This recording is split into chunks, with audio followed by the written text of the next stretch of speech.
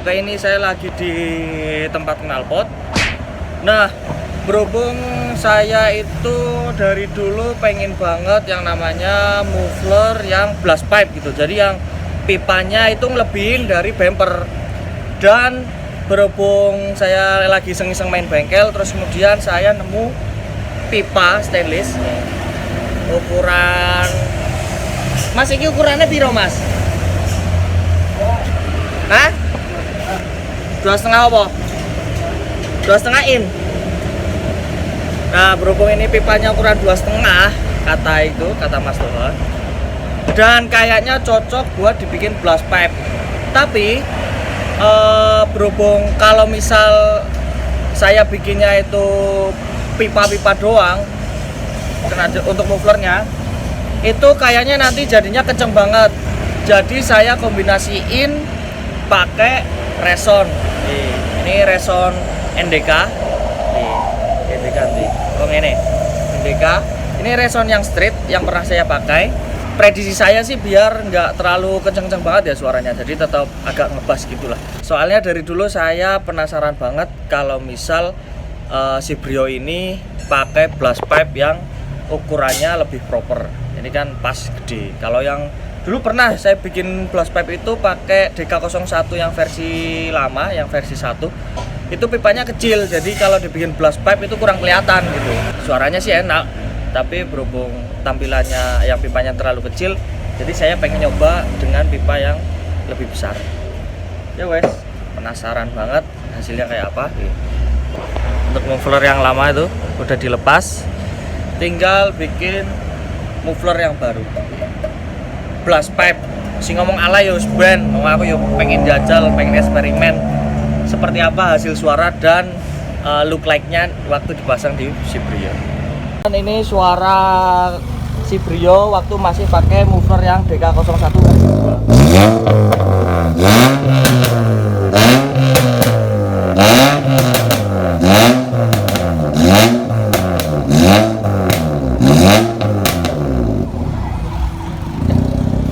Banter coy.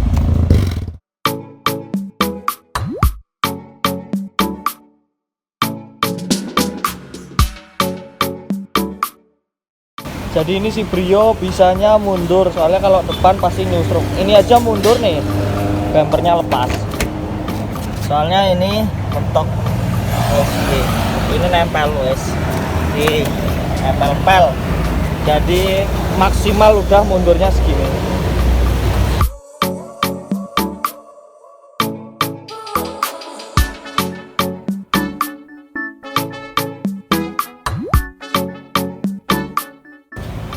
Jadi untuk mengatasi biar bagian pipa muffler atau pipa ujungnya ini agak miring dan naik, bagian resonnya dipasang nggak lurus sama coakan bodi.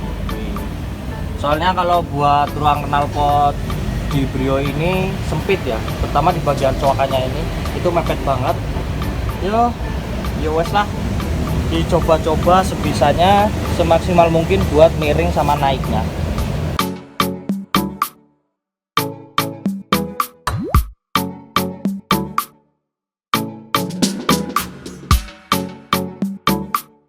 Jadi kurang lebih kayak gini posisinya nih, kalau dilihat dari atas agak miring, kalau dilihat dari samping agak naik, kalau dilihat dari belakang agak miring sama agak naik.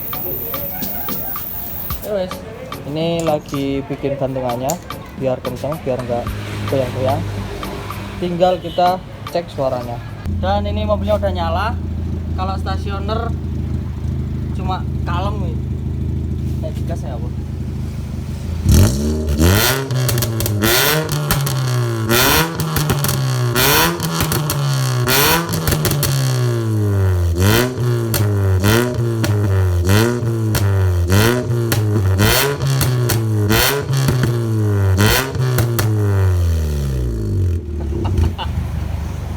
Tapi kalem kalau pas stasioner gitu. Kayak standar.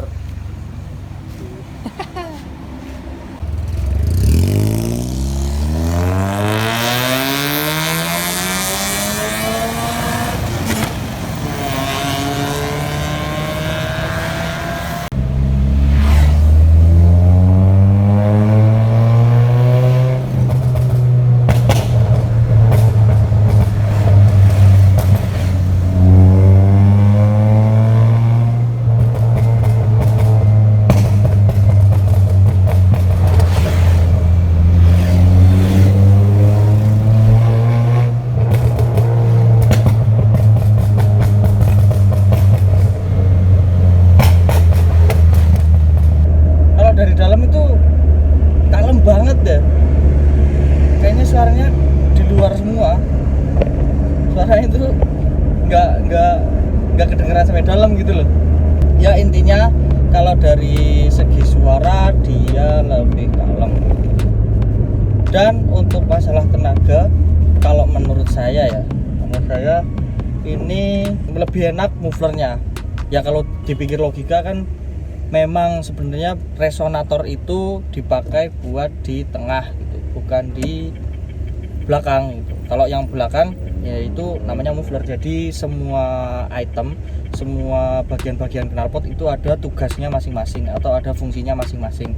Jadi nggak bisa ditukar posisi atau dipindah keperuntukannya gitu. Kurang lebih kayak gitu hasil eksperimen saya, karena dari dulu saya penasaran banget gimana rasanya kalau reson ditaruh di bagian belakang gitu atau menggantikan muffler. Oh ya, by the way, tren blast pipe gini itu sebenarnya udah tren lama ya. Tapi berhubung saya baru main mobilnya beberapa tahun belakangan ini, jadi saya baru bisa ngerasain apa yang saya dulu kepengin bikin akhirnya bisa terrealisasi di beberapa tahun terakhir ini. Kenapa saya kepengen bikin blast pipe atau muffler dengan style keluar dari body? Itu saya terinspirasi dari, kalau kalian tahu ada klub stance di Thailand, itu tahun sekitar 2013 atau 2014 gitu. Itu ada yang namanya Fucking Carlo Dam, atau singkatannya biasanya orang-orang bilang FCLD gitu.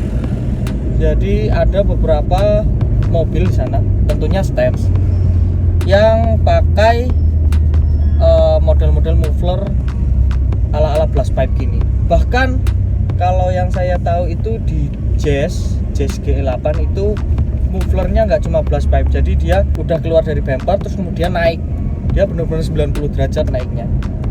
Dan saya terinspirasi dari situ. Mungkin bagi beberapa orang style-style kayak gitu dianggap alay ya, dianggap lebay, tapi ya bagaimanapun itu tetap jadi salah satu style modifikasi di dunia gitu.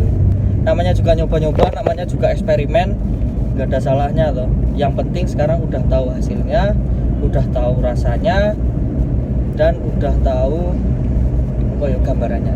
Bagi kalian yang pengen knalpot atau exhaust system, kalian bisa follow IG-nya @ndkexhaustjogja dan kalian bisa order juga di situ.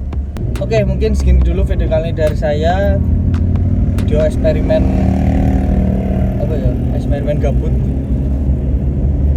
Kalau kalian suka video ini, jangan lupa tekan jempol ke atas. Kalau ada yang perlu ditanyakan silahkan komen di bawah. Dan kalau kalian cocok dengan konten-konten yang saya buat, kalian bisa subscribe channel saya. Oke, sampai ketemu di video berikutnya. Keep pucuk terus and see ya. Ini udah sampai rumah dan saya mau cerita sedikit lagi. Kenapa saya suka banget stance tahun 2013-2014an lah. Sampai saya ingat beberapa style yang booming di tahun-tahun itu. Contohnya stance di tahun 2013-2014an itu velgnya rata-rata pakai mesh klasik. Karena menurut saya di tahun segitu stance lagi booming dan mereka itu tampil apa adanya dengan ban yang kebakar fender yang rusak kanan kiri depan belakang, dengan knalpot yang keluar dari body. Ya intinya stance-nya itu tampil apa adanya gitu, nggak perlu rapi-rapi banget, nggak perlu mulus-mulus banget. Intinya mobilnya itu dipakai harian, kayak yang tadi saya sebutin, yang FCLD atau Fucking Carlo Dam itu, klub stance Thailand. Itu mereka nggak ada sama sekali yang pakai air suit. Jadi itu yang bikin saya suka di stance era 2013-2014an lah. Mereka tampil apa adanya dengan mobil yang menarik dilihat tapi dipakai harian, nggak cuma mobil-mobil pajangan atau mobil-mobil kontes lah ceritanya. Ya itu sih, itu aja yang saya kagum dari mereka, yang saya kangen dari stance era-era tahun 2013-2014. Untuk muffler yang lama udah dilepas. Loh, harusnya di zoom dah.